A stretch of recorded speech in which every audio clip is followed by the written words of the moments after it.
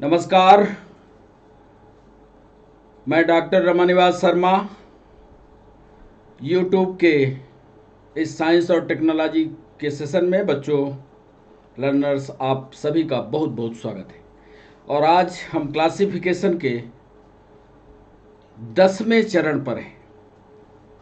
विस्तार से कि क्लासिफिकेशन का चरण आगे की ओर बढ़ रहा है। धीमे धीमे करने का मतलब सिर्फ इतना है कि आपको याद होता चले, आपको बोझ ना लगे। इसलिए क्योंकि हमने पहले भी कहा है कि क्लासिफिकेशन का जो चैप्टर होगा वो थोड़ा सा कठिन है। थोड़ा थोड़ा करके आप पढ़ते रहेंगे और कॉम्पिटिटिव एग्जाम के हिसाब से पढ़ेंगे तो थोड़ा वक्त लगेगा।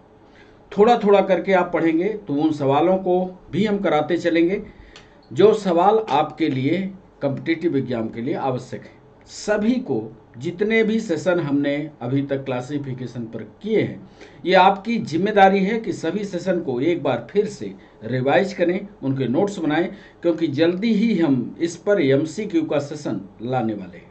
वो सवाल जो आपके कॉम्पिटिटिव एग्जाम में पूछे जा सकते हैं या उन पर सवाल बनते हैं। तो इसलिए आपकी तैयारी पूरी ताकत से होनी चाहिए और चैनल को सब्सक्राइब करना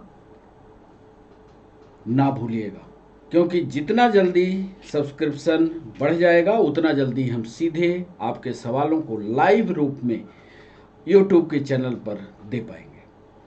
तो चलें, आज की शुरुआत हम किंगडम एनिमेलिया से करने जा रहे हैं।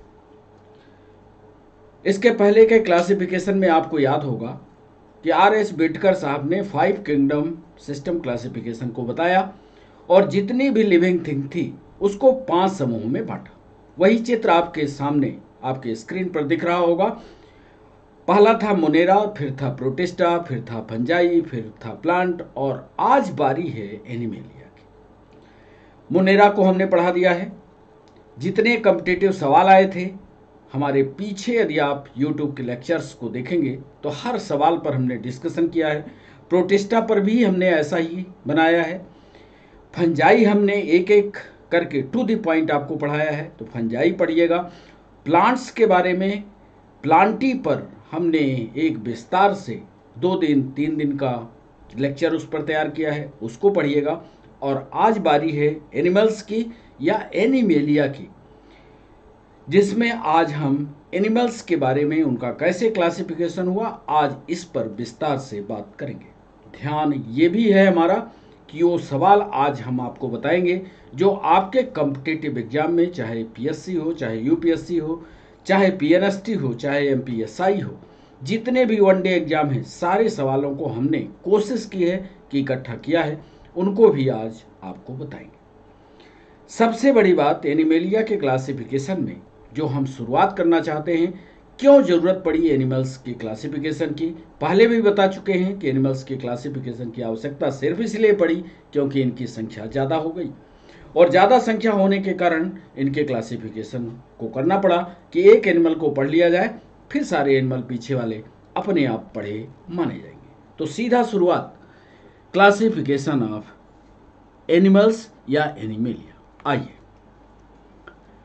यहाँ सबसे ऊपर आपके नोट्स बन रहे होंगे, हम ऐसा मान करके चल रहे हैं किंगडम, और आज बारी है एनिमेलिया की।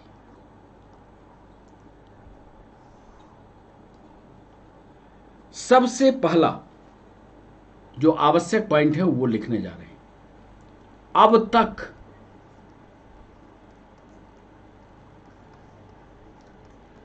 लाखों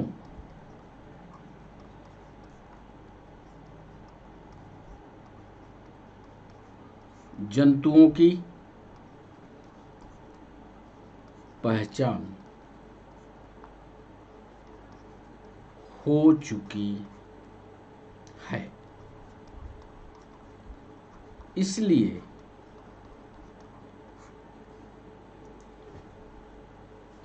जंतुओं का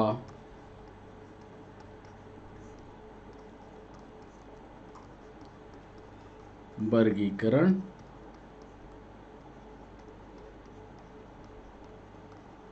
आवश्यक क्यों वर्गीकरण आवश्यक है, ये पहला पॉइंट हमने लिख दिया। दूसरा, एक सवाल जो ऑब्जेक्टिव में पूछा गया, हम भी आपसे पूछना चाहते हैं, हो सकता है कुछ बच्चों को इसकी जानकारी हो, पर ज़्यादातर हम ये मानकर चल रहे हैं कि ये नहीं होगी। जंतुओं के वर्गीकरण का आधार क्या था? क्या किसी बच्चे को पता है? क्या इसका उत्तर करना चाहोगे आप? अब यदि हम लाइव होते तो उन बच्चों से पूछते ये सवाल, पर हम सीधा इसका उत्तर आपको बताते हैं। बड़ा इंपॉर्टेंट है कि जंतुओं के वर्गीकरण का आधार क्या था।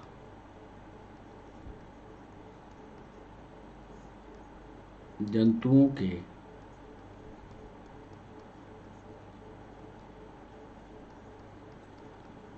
वर्गीकरण का आधार उनकी शारीरिक संरचना थी।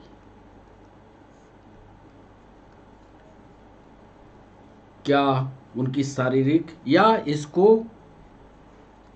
अंग्रेजी में बॉडी ऑर्गेनाइजेशन कहते हैं। बॉडी उनकी कैसी बनी हुई है, ये मुख्य आधार था जंतुओं के वर्गीकरण का। याद कर लीजिएगा, याद रखिएगा, बॉडी ऑर्गेनाइजेशन ही आधार था जो जीवों के वर्गीकरण का आधार बना। तीसरा एक महत्वपूर्ण पॉइंट लिखने वाले हैं कि इसमें जंतु में बहुकोशिकीय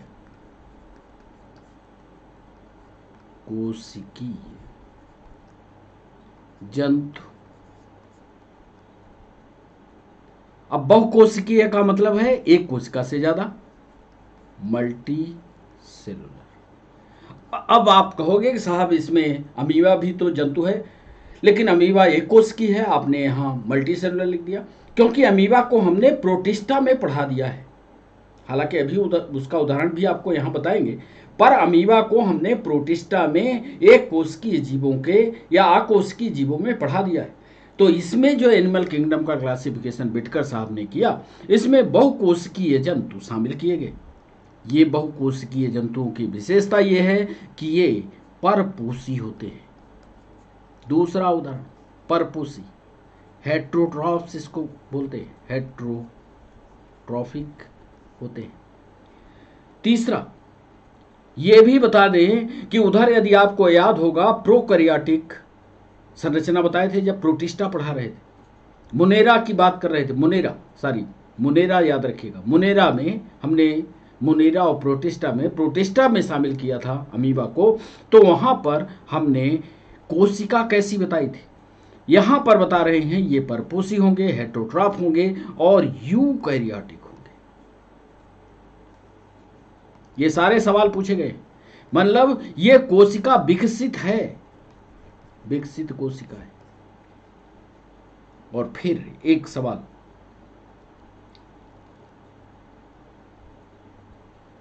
यूकैरियोटिक हुआ, और एक और विशेषता, सभी जीवों की, ये भी ऑब्जेक्टिव का सवाल, सभी जीवों का बॉडी ऑर्गेनाइजेशन, जो पहली बात में कहा बॉडी ऑर्गेनाइजेशन या शारीरिक संरचना, बॉडी ऑर्गेनाइजेशन अलग अलग था।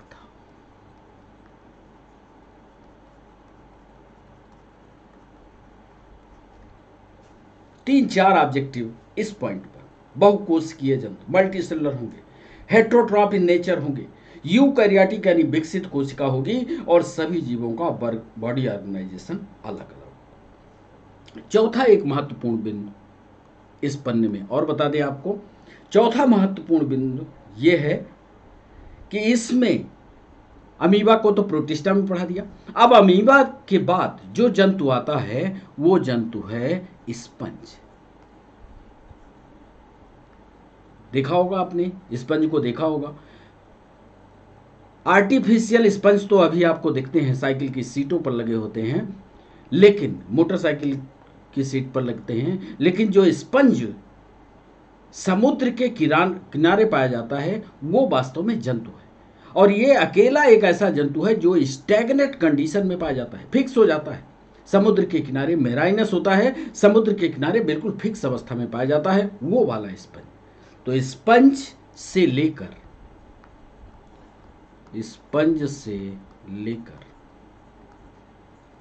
और जीव आप अपने आप तक याद रखिएगा, स्पंज से लेकर के मनुष्य तक,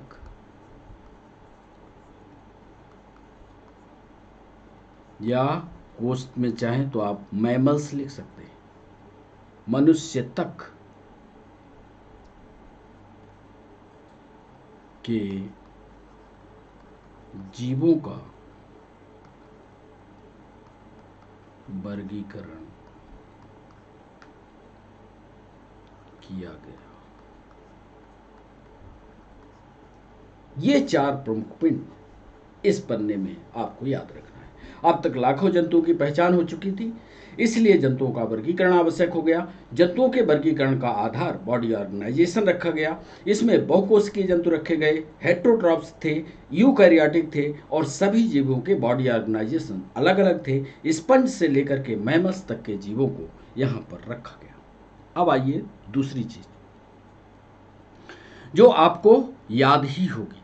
यदि हम आपसे सवाल पूछे क्या मनुष्य में या मनुष्य की कोशिका में कोशिका भित्ति होती है, आपका जवाब होता तुरंत आप देते नहीं होती साहब। क्यों? क्योंकि कोशिका भित्ति तो प्लांट में होती है। तो यही पॉइंट हम लिखना चाहते हैं, और ये कई बार ऑब्जेक्टिव भी पूछा गया कि इनमें यानी जीवों में, इनमें सेल वॉल या कोशिका भित्ति अनुपस्थित होती है। ये जरूर लिख लेना।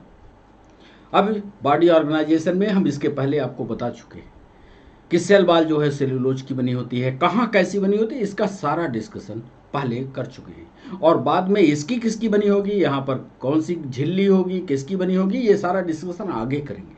पचमा याद रखिएगा।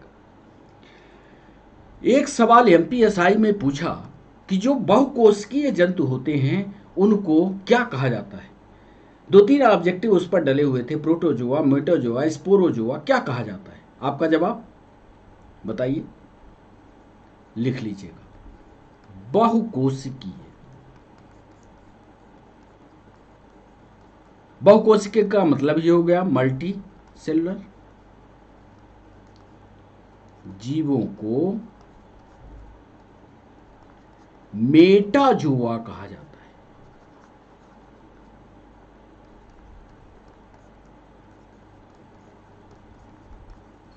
अब आज यदि आप अपना शरीर देखेंगे तो क्या आपका शरीर एक कोशिका से बना है, या स्पंज का शरीर क्या एक कोशिका से बना है, क्या हाइड्रा का शरीर एक कोशिका से बना है? अमीबा को छोड़ दीजिए। तो ऐसे जीव जिनकी संरचना एक कोशिका से ज्यादा की है, वो सारे के सारे जंतु जो है वो मेटाजोआ में आते हैं। तो इसको याद कर लीजिएगा, बड़ा इंपॉर्टेंट ये भी। अब एक और महत्वपूर्ण, थोड़ा गहराई से यूपीएससी का सवाल, उसको भी हम यहीं आपको बता देना चाहते हैं कि जो जंतुओं का शरीर है या बॉडी का ऑर्गेनाइजेशन है वो 4 प्रकार का होता है। यूपीएससी में लिखवाया है, इस बकायदा इस पर लिखित परीक्षा मेंस में पूछा है। आप भी इसको पढ़े रहिएगा कि जंतुओं का, अच्छे से लिखिएगा इसको, जंतुओं में 4 प्रकार का शारीरिक संगठन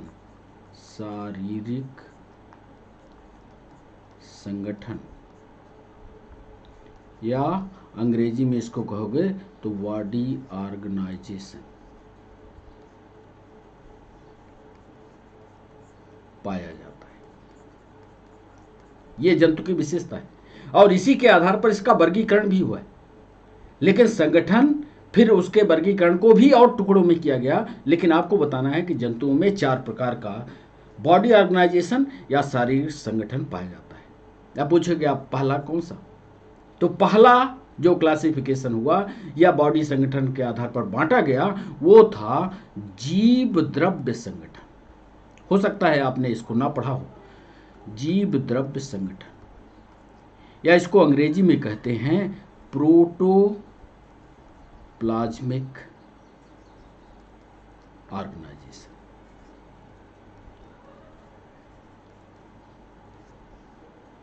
दूसरा, कोशिकीय संगठन,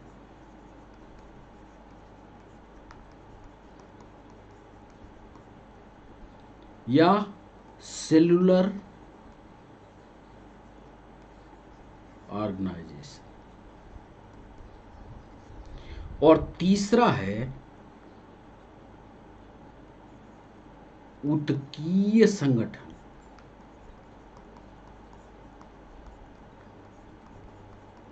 या टिश्यू ऑर्गेनाइजेशन। और लास्ट है अंगीय संगठन, या ऑर्गन ऑर्गेनाइजेशन। या इसी को ये इस तरह भी कह सकते हैं कि जो जीव हैं वो 4 स्तरों पर निर्मित होते हैं, या 4 स्तर के जीव होते हैं। पहला होता है जीव द्रव्य संगठन वाला, जिसमें सिर्फ प्रोटोप्लाज्म है। दूसरा होता है जिसमें सिर्फ कोशिकाओं से ही संरचना है। और तीसरा ऐसा होता है जो ऊतक के लेवल पर बनता है। और चौथा ऐसा होता है जिसमें आर्गन भी बन जाते हैं। ऐसा आप सोचते होंगे जो छोटे जीव हैं उसमें सिर्फ प्रोटोप्लाज्म है। थोड़ा आगे बढ़े तो कोशिका बन गई, प्रोटोप्लाज्म से कोशिका का निर्माण होगा। और ये आप बायोलॉजी में अक्सर पढ़े होंगे कि बहुत सारी कोशिकाएं इकट्ठा हो जाती हैं तो ऊतक बन जाता है, और बहुत सारे ऊतक इकट्ठे हो जाते हैं तो आर्गन बन जाता है। तो इस तरह से एक विकास भी पूछ रहा है एग्जामिनर, जो है एक विकास का क्रम भी पूछ रहा है। तो जंतुओं में 4 प्रकार के शारीरिक संगठन होते हैं। एक जीवद्रव्य का संगठन है, एक कोशिकीय संगठन है, एक ऊतकीय संगठन है, और एक अंगीय संगठन है। यदि हम आपसे सवाल पूछें कि प्रोटोप्लाज्मिक संगठन किस जीव में पाया जाता है, आप उत्तर बता सकते हो क्या? बताओ, उदाहरण लिख लो। ऊतकीय संगठन पाया जाएगा किस में? जिसमें सिर्फ ऊतक ही है, प्रोटोप्लाज्म है। प्रोटोप्लाज्मिक कंडीशन, और प्रोटोप्लाज्म में ही सब घूम रहा है। ये सब कुछ पाया जाता है प्रोटोजोआ में। प्रोटोजोआ में जो जंतु आएगा, आप चाहो तो यहां पर अमीबा लिख लेना। अब यहां पर विस्तार से हम उसके स्ट्रक्चर को आपको नहीं बताएंगे, लेकिन इनके चित्रों को आपको दिखाएंगे। अमीबा का चित्र दिखाएंगे कि कैसे प्रोटोप्लाज्मिक कंडीशन पर वो अपने जीवन को निर्वाह करता है। सेलुलर ऑर्गेनाइजेशन, जिसमें कोशिकाएं इकट्ठा होकर के शरीर का निर्माण कर रही हैं। तो इसमें सबसे अच्छा उदाहरण तो स्पंज का ले लें, क्योंकि कई कोशिकाएं इकट्ठी होकर के अलग अलग काम कर रही हैं। कोशिकाएं कई हैं और सब कोशिकाओं के काम अलग अलग हैं। अब ये विकास का क्रम है। ऊतकीय संगठन, जिसमें ऊतकों का निर्माण हो गया। ऐसे कौन से हैं? जितने चपटे कृमि हैं, या सबसे अच्छा उदाहरण यहां टेप बार्म का ले लो, और का ले सकते हैं, पर आपको याद करवाने के लिए फीता कृमि का उदाहरण लेते हैं, क्योंकि आप उसको समझ पाओगे और देख भी पाओगे। तो टेप बार्म का उदाहरण लेते हैं। और आर्गन ऑर्गेनाइजेशन में आप अपना नाम लिख लो, चलेगा? अपना नाम लिख लो। नहीं लिख रहे हो तो शेर को लिख लो। क्यों? कि आपके प्रोटोप्लाज्म इकट्ठा हुआ, फिर सेल बनी, फिर सेल से टिश्यू बना, और टिश्यू से आपके देखो हाथ बन गए, आंख बन गई, कान बन गए, पैर बन गया, ये सारे ऑर्गन बन गए। तो ये अंगीय संगठन हुआ। तो इसमें चाहो तो आप कशेरुकी अकशेरुकी दोनों, कशेरुकी या कशेरुकी दोनों लिख सकते हो। तो इस तरह से यदि सवाल आता है तो इस पर भी आपका ध्यान बना रहे कि जंतु की संरचना जो होती है, 4 प्रकार के शारीरिक संगठन पाया जाता है। जीवद्रव्यीय संगठन होता है, कोशिकीय संगठन होता है, ऊतकीय संगठन होता है, और अंगीय संगठन होता है। थोड़ा सा विस्तार से, क्यों कि अब परीक्षा जो होती है कंपटीशन की, वो सुपरफिशियल नहीं होती। यदि आप सामान्य किताब से सिर्फ सुपरफिशियल पढ़ोगे तो उसमें से सवाल नहीं आते। आपको थोड़ा सा यूनिक बन करके, थोड़ा सा ज़्यादा जानकारी रखते हुए कॉम्पिटिटिव एग्जाम में जाना है। सिलेक्शन बहुत मुश्किल नहीं होता, सिर्फ आपकी पढ़ाई थोड़ा अधिक लेवल की हो तो सवाल बनते हैं। तो ये याद रखिएगा, इन सब को हम चित्रों के माध्यम से आपको दिखा भी देते हैं। कैसे जीवद्रव्य का संगठन बना, कैसे कोशिकीय संगठन बना, कैसे ऊतक का संगठन बन गया, कैसे अंग का संगठन बना। एक एक जीव को देखिए, जरा देखिए। ये है अमीबा। अब अमीबा के पास प्रोटोप्लाज्म के अलावा कुछ नहीं है। देख लो, ये है प्रोटोप्लाज्म, यही कहलाता है इसका जीव द्रव्य। और इसी जीव द्रव्य के अंदर जो कुछ है वो सब होता है। तो ये जीव द्रव्य स्ट्रक्चर है, जीव द्रव्य से बनी हुई संरचना है। माना कि जीव द्रव्य एक कोशिका वाला है, आप कहोगे कि ये जीव द्रव्य वाला, ये कोशिका वाला है, पर इसकी संरचना में सिर्फ जीव द्रव्य है जो इसकी पूरी लाइफ साइकिल को चलाता है। तो एक ये उदाहरण हो गया अमीबा वाला। फिर दूसरा उदाहरण हमने कहा कोशिकीय स्तर पर, सबसे अच्छा उदाहरण, कई कोशिकाएं अलग अलग कामों के लिए बढ़ जाएंगी। और इसी में आगे थोड़ा सा और चलेंगे तो श्रम विभाजन की बात करेंगे। अलग अलग कोशिकाएं अलग अलग काम करेंगी, जिसमें डिवीजन ऑफ लेबर भी आता है। यहां पर देखिए ये स्पंज, अब इस स्पंज में, ये समुद्र में होते हैं, हमने आपसे बताया कि समुद्र के किनारे किनारे ये आधार से पकड़कर उससे चिपकते हैं। ये है स्पंज, ये मेराइनस होते हैं, मेराइनस नेचर के होते हैं। इसमें कोशिकाएं जो हैं अलग अलग कामों के लिए कई कोशिकाओं से मिलकर के बनता है। एक कोशिका यहाँ हो गई, एक कोशिका यहाँ, एक कोशिका यहाँ, ये इस तरह से कोशिकाएं। कुछ कोशिकाएं जो हैं वो भोजन पकड़ने का काम करेंगी, कुछ कोशिकाएं भोजन पकड़ने का, कुछ कोशिकाएं उस भोजन को पाचन करने का काम करेंगी, कुछ कोशिकाएं मारने का काम करेंगी। तो अलग अलग कोशिकाएं, अभी ऊतक नहीं बनाई है, ध्यान रखना, कोशिकाएं हैं लेकिन ऊतक का निर्माण नहीं की है। अलग अलग कोशिकाएं अलग अलग काम कर रही हैं, इसीलिए इसको कहते हैं सेलुलर लेवल, इसको कहते हैं सेलुलर लेवल। तो दूसरा ये उदाहरण याद रखिएगा स्पंज का। तीसरा उदाहरण ये देखिए, ये है चपटाकृम, या इसी को फ्लैट वार्म भी कहते हैं। ये फ्लैट वार्म, अब इसमें उतना विशेषीकृत अंग तो नहीं मिलेगा जैसे हम लोगों में मिलता है। अलग से आ जाए किडनी आ जाए, अलग से इसका लीवर आ जाए, अलग से इसकी आंखें बन जाए, ऐसे तो कोई संरचना नहीं मिलेगी। ये फ्लैट वार्म है, ये परजीवी के रूप में, परजीवी के रूप में जीवन जीता है, जीवन जीता है। तो जब परजीवी की अवस्था में होगा और मनुष्य की आंतों में पाया जाता है फ्लैट वार्म, आपको याद होगा। तो ये बताइए इस परजीवी के लिए क्या आंख की जरूरत होगी? आंख चाहिए क्या इसको? आपका उत्तर होगा नहीं, नहीं चाहिए। तो फिर इसके लिए एडाप्टेशन क्या चाहिए? एडाप्टेशन ये चाहिए कि ये साफ चपटा होना चाहिए, धीरे धीरे उसमें चिपका रहे। इसके पास और क्या होना चाहिए? हुक होने चाहिए। ये देखो हुक लगाया ताकि वो इंटेस्टाइन की दीवार में ऐसे ठोक दे, कील जैसा ठोक करके चिपक जाए। तो ऐसी संरचनाएं सिर्फ टिश्यू लेवल को दिखाती है। इस पर आगे जब क्लासिफिकेशन के चैप्टर पर चलेंगे और इस फाइलम में पहुंचेंगे तो और विशेष बातें आपको बताएंगे। तो ये है फ्लैट बार, और इसके बाद ये है मनुष्य। मनुष्य में कई असंख्य कोशिकाएं इकट्ठी हुई, असंख्य कोशिकाओं से ब्रेन का निर्माण हो गया। असंख्य कोशिकाएं, वही कोशिकाएं जब इस वाले रीजन में इकट्ठी हो गई तो फेरिक्स का निर्माण हो गया। ये देखिए अंगों का निर्माण। और वही कोशिकाएं संरचनात्मक रूप से एक ही कोशिका है लेकिन कार्य बदलते जा रहे हैं। यहां पर इकट्ठे हो गई तो आवाज निकालने के लिए हो गई, वही कोशिकाएं इकट्ठा हो गई तो फेफड़े का निर्माण कर दिया। कैसे कैसे जीव द्रव्य, कोशिका, फिर सेलुलर रीजन, फिर ऑर्गन का विकास हुआ, ये देखते जाइए। तो ये चारों स्टेप में सबसे बृहद स्टेप, सबसे बड़ा या डेवलप्ड स्टेप ये मनुष्य होता है। तो ये जो ऑर्गन लेवल है ये मनुष्य में पहुंच जाता है। तो अब आप हमारी बात समझ गए होंगे जो हमने पीछे कहा आपसे कि ये जंतुओं में 4 प्रकार का शारीरिक संगठन होता है, बॉडी ऑर्गेनाइजेशन होता है, जीव द्रव्य का संगठन होता है, सेलुलर संगठन होता है, उत्कीय संगठन होता है, अंगीय संगठन होता है। इसको आप बहुत बढ़िया से चाहोगे, यदि आपका इंटरेस्ट होगा तो बहुत बढ़िया से एक नोट्स बना करके तैयार कर लोगे। अब आइए एक महत्वपूर्ण चीज और आपको बता दें। आपने मैथ में पढ़ा होगा एक बात, वो आगे आएगी इसलिए यहीं पर पढ़ा देना चाहते हैं उसको, सिमेट्री,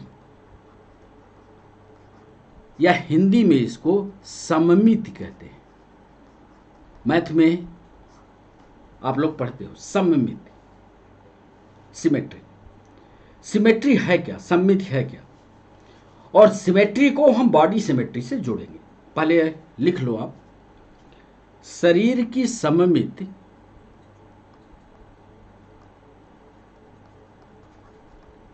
शरीर की सममिति या सिमेट्री,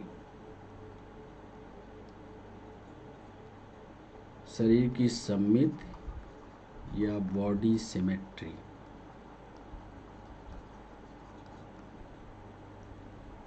का होना जीवों या जंतुओं का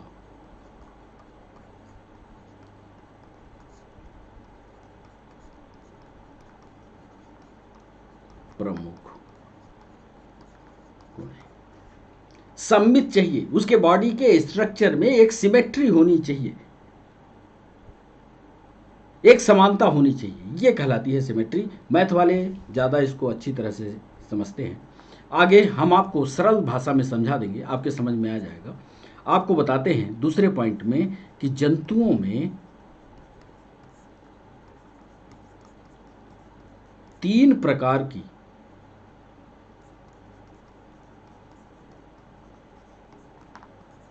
सिमेट्री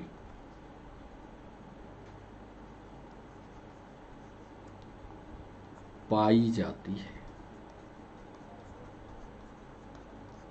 चलिए, पहली तो ये सिमेट्री है जिसको कहते हैं असमिमित, या इसको अंग्रेजी में कहते हैं एसिमेट्री। मतलब ऐसा जीव हो जिसमें कोई भी किसी भी आधार से, किसी भी किनारे से यदि उसके टुकड़े आप करो तो कोई उसका टुकड़ा बराबर ना हो, असमित। दूसरा, आरीय सम्मित, आरीय सम्मित, या अंग्रेजी में इसको कहते हैं रेडियल सिमेट्री। ये शब्द आएंगे जब हम लोग क्लासिफिकेशन के एक एक लाइन को पढ़ेंगे तो हम सीधा कहेंगे साहब इसमें ये सिमेट्री पाई जाती है, इसमें रेडियल सिमेट्री पाई जाती है। तो एक रेडियल सिमेट्री शब्द आएगा और एक आएगा बायलेटरली सिमेट्रिकल, या इसको कहते हैं द्विपार्श्व सममित, या इसको कहते हैं बायलेटरल सिमेट्री। बाई माने 2, लेटरल माने आधे अर्धभाग, बायलेटरल सिमेट्री। अब ये सिमेट्री के लक्षण लिख लो, ये सिमेट्री में एक एक लाइन लिख लो ताकि आपको समझ में आए। जंतु के शरीर को किसी भी प्रकार से, लिखो, जंतु के शरीर को किसी भी प्रकार से काटने पर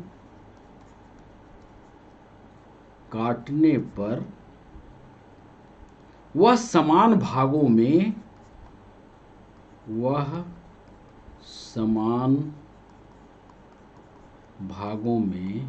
नहीं बंटता। ऐसा जंतु हो जाए कि कहीं से भी आप काटो उसके 2 बराबर भाग या किसी भी प्रकार से समानता भागों में ना दिखे, ऐसा जंतु बता दो आप, ऐसा जंतु कौन सा हो सकता है? वैसे हमने उदाहरण लाया है, अभी आप बताओ उदाहरण। उदाहरण अमीबा हो सकता है। चलिए, एक को तो आपने बता दिया। दूसरा, रेडियल सिमेट्री किसको कहोगे? आर्यस सममित किसको कहते हैं? रेडियाई वाला मामला है। रेडियाई को त्रिज्या बोलते हैं। त्रिज्या कैसे? त्रिज्या कैसे?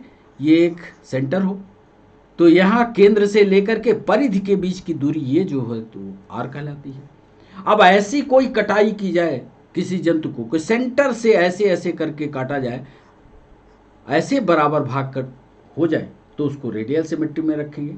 तो यहां पर लिख लेते हैं रेडियल सिमेट्री इन जीवों को, दूसरा इन जीवों को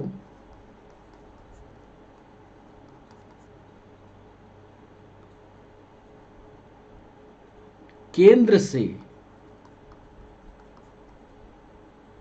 केंद्र मतलब यहां से, केंद्र से काटकर दो बराबर भाग किए जा सकते हैं। कर सकते हैं कि नहीं? अरे सेंटर से इसके दो बराबर भाग हो सकते हैं कि नहीं? हो सकते हैं। इसका उदाहरण हम रख देते हैं। स्टारफिश देखे हो? ये अभी हम आगे आपको पढ़ाएंगे। स्टारफिश इकाइनोडर्मेटा में आता है स्टारफिश, अभी आपको दिखाएंगे भी स्टारफिश इसका उदाहरण। और तीसरा जो सबसे महत्वपूर्ण है वो है bilaterally, bilaterally symmetrical. Bilaterally symmetrical में लिखते नहीं है, इसको ऐसे ही समझा देते हैं कि बाइलेटरली सिमेट्रिकल में यदि ऊपर से नीचे तक काटा जाए तो उसके दो बराबर अर्धभाग हो जाए। जैसे यदि आपको बिल्कुल सेंटर से तलवार से ऐसे चीर दिया जाए तो एक हाथ इधर एक हाथ उधर, तो ये कहलाएगी बाइलेटरली सिमेट्रिकल की व्यवस्था। और इसमें कौन सा उदाहरण लिख ले? हम यहाँ पर आपका उदाहरण नहीं लिखते, ना अपना लिखते हैं, यहाँ पर उदाहरण लिखते हैं जोंक का। जोंक देखा है? लीच, सबसे अच्छा उदाहरण लीच का। क्यों काटे हम लोग अपने आप? सबसे अच्छा उदाहरण लिखते हैं लीच। अब इनको चित्र के द्वारा आपको समझा भी देते हैं। तीन तरह की सिमेट्री इसमें पाई जाएगी। तीनों सिमेट्री के बारे में बता दिया, asymmetry, radial symmetry, bilaterally symmetrical. Asymmetry में कोई कहीं से भी काटो कोई भाग उसके नहीं स्पष्ट बनेंगे। इसमें यदि केंद्र से काटोगे तो दो बराबर भाग बन जाएंगे। बाइलेटरली में बिल्कुल बीच से काटोगे तो दो बराबर अर्ध भाग बनेंगे। आइए ये देखो, ये बाइलेटरल सिमेट्रिकल है कि नहीं? ये तो आप काकरोच आपके घर में होगा, रहते भी हैं। काकरोच को बिल्कुल सेंटर से हमने ये चीरा मारा, ये देखो दो बराबर भाग हुए। यदि आपसे कोई ऑब्जेक्टिव में पूछता है कि काकरोच बाइलेटरल सिमेट्रिकल है या बाइलेटरली सिमेट्रिकल द्विपार्श्व सममित दिखाएगा, तो आज के बाद आप जवाब लिखोगे कि नहीं? लिखोगे। यदि कोरल देखा है? कोरल, हाइड्रा, कोरल, साइकान, ये सभी देखना, तो इसमें सब में रेडियल सिमेट्री आपको मिल जाएगी। और नहीं तो स्टारफिश तो है ही, हमने जो उदाहरण लिखा इसमें 5 होते हैं, सेंटर से निकालोगे तो दो इसके सेंटर से दो बराबर भाग ऐसे कट जाते हैं, तो ये रेडियल सिमेट्री में आ जाएगा। ये देखो केंद्र बिंदु से इसके भाग को दो बराबर भागों में किया जाए तो रेडियल सिमेट्री। और एक ऐसा भी कि जिसको कहीं से भी काटो कोई सिमेट्री ना आए, नो सिमेट्री, तो इसका उदाहरण स्पंज लिख लो। तीनों चित्रों को पढ़ना, तीनों चित्रों में तीनों दिखाई दे रहा, बाइलेटरली, रेडियल, नो सिमेट्री यानी स्पंज। अमीबा भी हो सकता है। यह है बाइलेटरली सिमेट्री। जोंक तो देखा होगा आपने। जोंक को यदि हम चीरा इधर से मारते, लो मारा, ये चीरा मारेंगे तो इस बॉडी के जितने आधे अर्धभाग होंगे ये दो पार्ट में बढ़ जाएगा। बटेगा कि नहीं? तो यहां पर लिखना कि लीच यानी चोंक सोज बायलेटरली सिमेट्रिकल कंडीशन। ये सवाल पूछे गए हैं। द्विपार्श्व सममित दिख रहा है कि नहीं?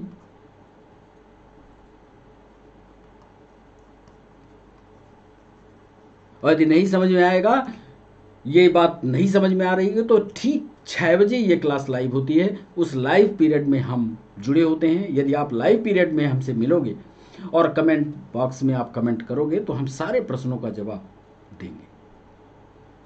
ठीक 6 बजे ये क्लास लाइव होगी। तो लाइव क्लास में हम मिलते हैं। जब अभी प्रीमियर शो होगा, प्रीमियर शो में आपको पता लग जाएगा कि कितने बजे क्लास होगी। तो क्लास के टाइम में आप लाइव मिलोगे तो हम आपको बता देंगे कि ये बायलेटरली सिमेट्रिकल का उदाहरण। अब एक और महत्वपूर्ण बात बता करके फिर प्रोटोजोआ के बारे में थोड़ी सी और बात बता दें, फिर सेशन को समाप्त करें। क्योंकि ये सारे शब्द आएंगे तो सारे शब्दों को समझने के लिए इनकी जानकारी जरूरी थी। अगला जो पॉइंट हम लिखने जा रहे हैं कि जंतु जगत, ये देखो बर्ड को, कोई भी बर्ड, इसको 2 भागों में बांट सकते हो कि नहीं? ऐसे काटो तो एक दांत इसका इधर, एक दांत इधर, नाक, ये नाक का एक हिस्सा इधर, ये इधर, आई का एक हिस्सा इधर, तो ये एक पंख इधर, एक पंख इधर। तो जंतु को जब 2 बराबर बाइलेटरल, बाई का मतलब होता है 2, लेटरल का मतलब होता है पार्श्व, यानी ऐसा काटो कि जीव जो है 2 पार्श्व भागों में बढ़ जाए, तो उसी को कहते हैं द्विपार्श्व सममित। बहुत सरल है, पढ़ने की कोशिश करो। बायलेटरल सिमेट्रिकल में ये भी चित्र काम आ जाएगा। अब जो हम आपको बताने वाले हैं कि जंतु जगत को, यहां पॉइंट लिखना, ये भी ऑब्जेक्टिव का सवाल है कि जंतु जगत को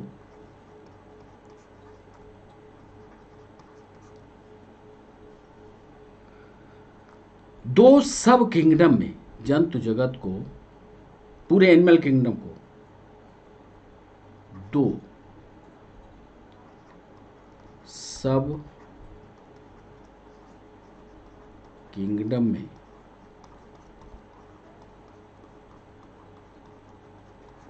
बांटा गया।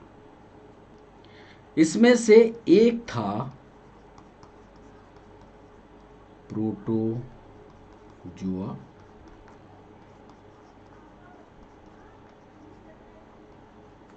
और दूसरा था मेटाजुआ।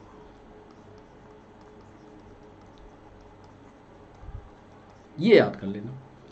एनिमेलिया किंगडम को 2 सब किंगडम में बांटा गया। एक को कहा प्रोटोजुआ और दूसरे को कहा मेटाजुआ। प्रोटोजुआ को याद करना हमने कहां पढ़ा दिया है? इसको प्रोटिस्टा में पढ़ा दिया है। याद आया? क्योंकि वहीं पर हमने अमीबा, पैरामीशियम को पढ़ाया है। लेकिन थोड़ी सी जो ऑब्जेक्टिव पूछे गए हैं, उन ऑब्जेक्टिव को एक बार रिवाइज करते हैं और देखते हैं क्या वो सवाल आपसे बनते हैं। एक सवाल उसने पूछा कि प्रोटोजुआ में किस प्रकार के जीव रखे गए। देखिएगा, आप याद करिएगा, क्या आपको याद है? हम लिखते जाते हैं प्रोटोजुआ में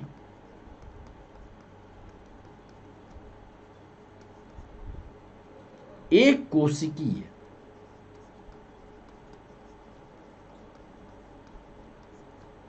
या यूनिसेलर,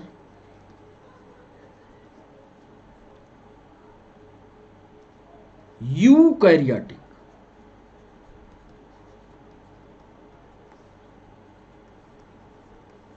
जीव।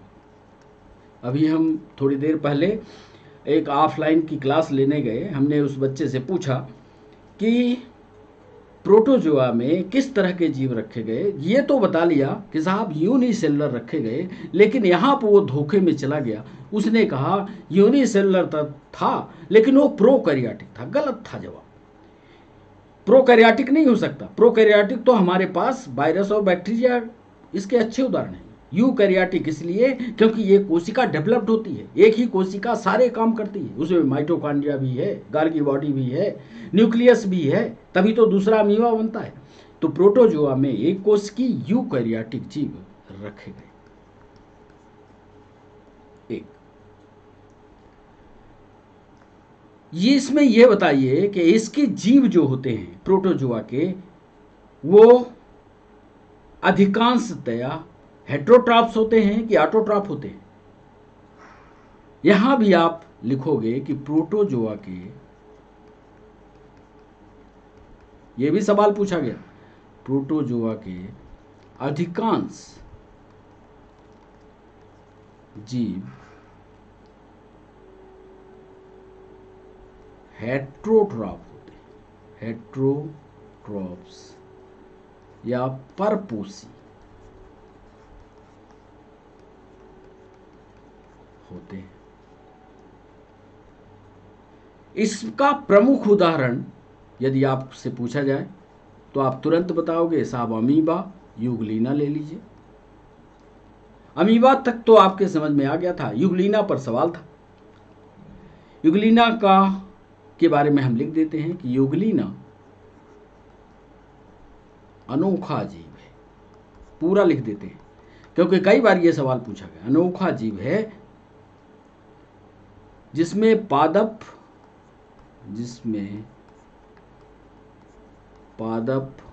और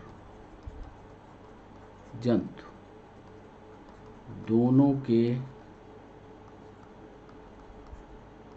गुण पाए जाते हैं। इससे एक सवाल ये भी हमने पूछा था ऑफलाइन में आज की क्लास में, इससे ऐसे जंतु का नाम बताइए जिसे ग्रीन प्रोटोजोआ कहा जाता है आपके पास उत्तर? इससे ग्रीन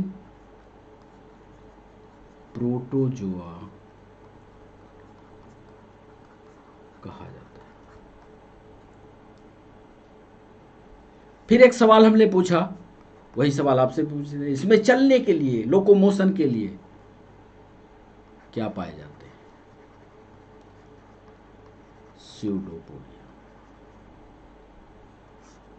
स्यूडोपोडिया लोकोमोशन के लिए होते हैं।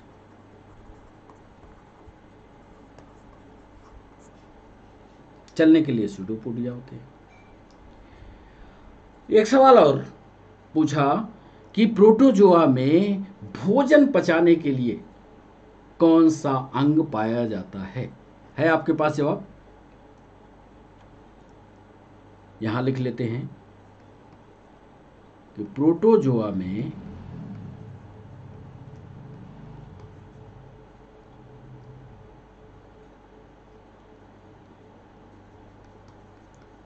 भोजन को पचाने के लिए एक विशेष रचना पाई जाती है जिसे रिक्तिका कहते हैं। रिक्तिका या अंग्रेजी में बैकवोल कहते हैं। तो ये महत्वपूर्ण सवाल, और भी एक दो सवाल उसमें थे, वो तो सरल सवाल थे तो वो बन जाते।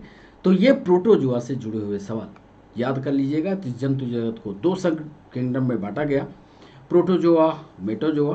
प्रोटोजोआ को ऑलरेडी प्रोटिस्टा में, जिसमें अमीबा इसका उदाहरण था, कि प्रोटोजोआ में यूनिसेलुलर और यूकैरियोटिक जीव रखे गए। प्रोटोजोआ में अधिकांश जीव हेट्रोट्रॉप्स थे। इसका उदाहरण अमीबा और यूग्लिना था। यूग्लिना अनोखा जीव है जिसमें पादप और जंतु दोनों के बीच की कड़ी भी माना जाता है। इसे ग्रीन प्रोटोजोआ के नाम से जाने जाते हैं। अच्छा, इसकी एक कहानी और है यूग्लिना की। यह दिन के समय जब सूर्य का प्रकाश होता है तो सोया पड़ा रहता है सूर्य के प्रकाश में। वो क्या कर रहा होता है? प्रकाश संश्लेषण की प्रक्रिया करता है, खाना बना रहा होता है, और जैसे ही रात होती है शिकार पर निकल जाता है। तो इसमें स्यूडोपोडिया लोकोमोशन के लिए पाए जाते हैं। एक विशेष अंग और जो होता है, जो खाना पचाने के लिए या भोजन को संरक्षित करने के लिए होता है, वो वैक्यूल कहलाता है। अब जैसा कि हमने आपको बताया कि एनिमेलिया जो किंगडम है वो दो भागों में पढ़ा जाएगा। एक को कहा जाएगा प्रोटोजोआ, दूसरे को कहा जाएगा मेटोजोआ। तो प्रोटोजोआ को हम लोगों ने कहाँ पढ़ लिया है, सब इस किंगडम को प्रोटिस्टा में। तो यहाँ पर इसको पढ़ने की ज़रूरत नहीं होगी। अब हम लोग सीधा सीधा पढ़ेंगे मेटाजोआ। और मेटाजोआ में आपको याद होगा कि मेटाजोआ की शुरुआत पोरीफेरा से होती है। तो पोरीफेरा फाइलम को पढ़िएगा। पोरीफेरा फाइलम से पढ़ाई की शुरुआत अगले नेक्स्ट वीडियो में हम लोग करेंगे। और नेक्स्ट वीडियो पोरीफेरा से शुरू करते हुए और फिर आगे की क्लास पर जाएंगे। आपको बताना है कैसा लगा आज का लेक्चर। सब्सक्राइब करना मत भूलिएगा। लाइव आने की कोशिश करिए। लाइव में जब आप हमसे जुड़ेंगे तो सवाल आप पूछ पाएंगे और उसका जवाब हम दे पाएंगे। सब्सक्राइब करिए। लाइव मिलिए ठीक 6 बजे। तब तक के लिए बच्चों नमस्कार।